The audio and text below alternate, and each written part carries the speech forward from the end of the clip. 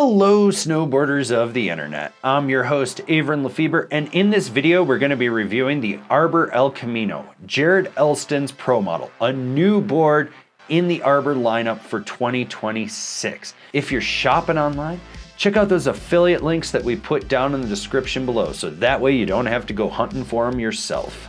This board features good old-fashioned traditional camber. From contact point to contact point, you have that arc of traditional camber that's going to give you all the load, pop, snap, and drive out of this board. This board is available in 155, 158, and 161.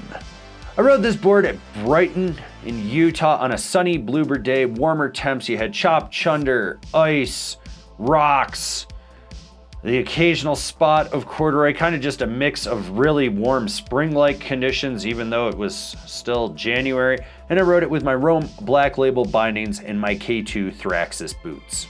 The overall flex of this board comes in past middle of the road, and surprise, surprise, it's slightly directional. That means softer nose that progressively stiffens back up to the tail.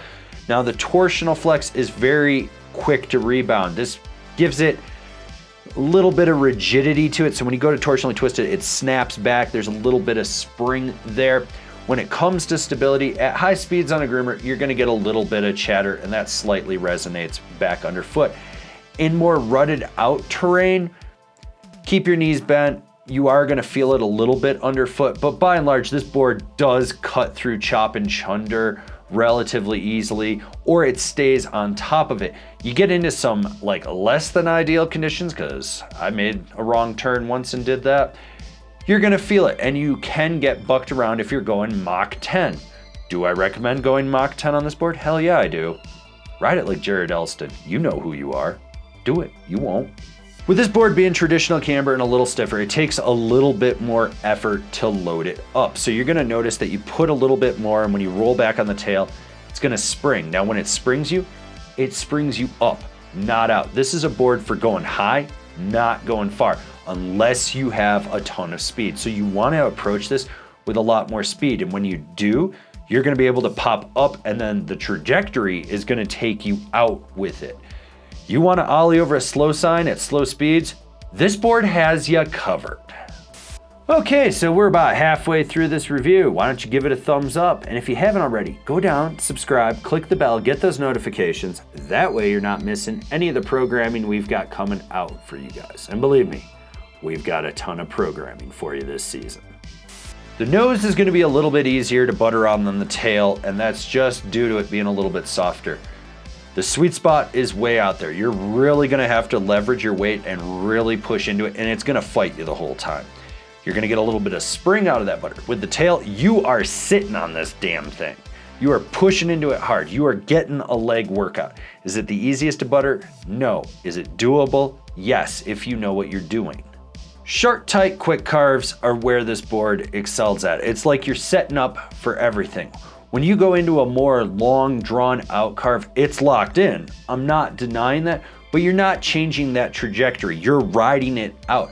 You really have to muscle this board.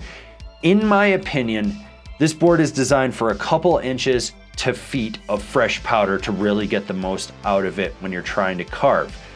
If you're not in that situation, which I was, like I was just riding horrible sun-baked conditions, it wasn't the most fun. And one thing that I noticed was when you sit on that back foot and you're really trying to drive a carve, it kicks out on you. It comes off that locked in rail and it'll skip, and it is really hard to get it to correct.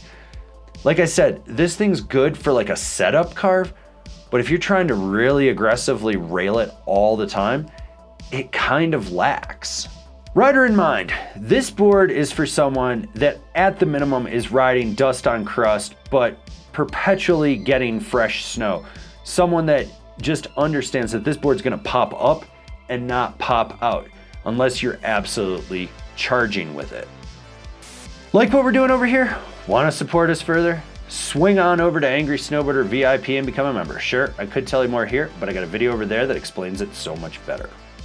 I didn't really like this board. On paper, I should have liked it. And when I was looking at the specs, I was reading the description and everything, I was like, yeah, okay, cool. And I liked the alternator from Nitro, which was the company that Jared Elston was on before Arbor, and that was his pro model. So I was like, okay, this should be loosely based off that. In practicality, it wasn't. In my opinion, it's not as nimble as it should be, and it could be fine-tuned. I think the second generation will probably rectify it, but this, it's a snowboard. It'll get you down the hill. It's got some power to it, but it didn't really stick out as like a wow factor when I was on it. It's just another snowboard in a sea of snowboards. Comparable boards: the Nitro Alternator, the Ride Deepfake, the Ravine Pro. Binding recommendations: the Arbor Cypress, the Katana Full Wrap, the Nitro Team Pro. All right, so this has been my review of the Arbor El Camino, Jared Elston's pro model. If you're feeling it, you can always pick one up from the links in the description below. If you're not feeling it, go watch one of our other reviews.